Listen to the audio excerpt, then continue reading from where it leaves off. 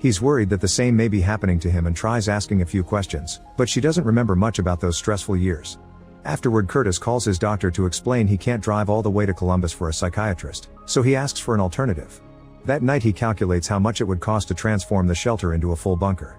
The next morning he goes to the bank and takes out a home improvement loan without telling his wife and ignoring his agent's warnings. Later at work, Curtis asks Duarte for help because he wants to take some equipment from work to build his bunker. This is against the rules, but Duarte agrees to help.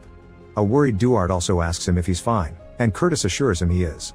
After work, Curtis goes to see a local counselor and drops all his theories based on the research he did.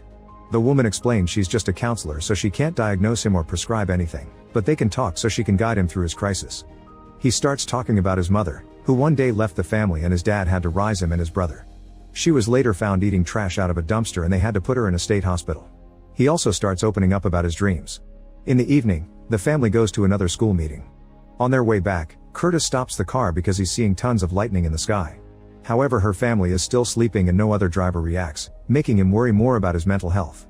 On Saturday, while Samantha and Hannah are at the fair, Curtis and Duarte start working on the shelter. When Samantha arrives and sees everything, she freaks out and an argument ensues. Samantha gets angrier when she hears Curtis took a loan and yells as she demands an explanation for all his weird decisions lately, like locking up Red. However, Curtis says there's nothing to explain and leaves the room to check on Hannah while Samantha has a breakdown. That night, Curtis takes more medicine than he should.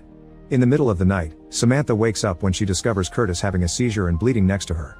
She immediately calls an ambulance, ignoring Curtis when he says it isn't necessary. Moments later, after the paramedics leave, Curtis finally tells Samantha everything.